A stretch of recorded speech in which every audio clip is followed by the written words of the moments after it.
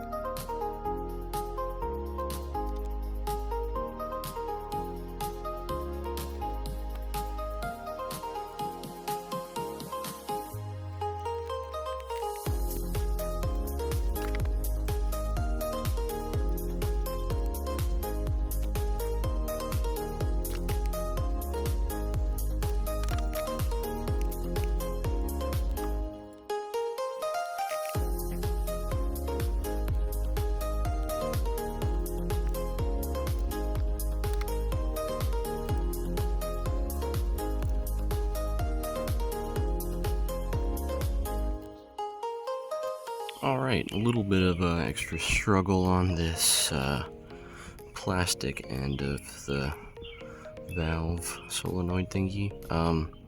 Yeah, a little bit of gunk. It's pretty stinky, and it's supposed to control flow in between for venting the emission, the gas system, but doesn't always work very well. Common symptoms are a bit of a rough idle. It's especially present when it gets cold out. You might have the code get thrown, a little bit of a rough idle, and that was part of my experience.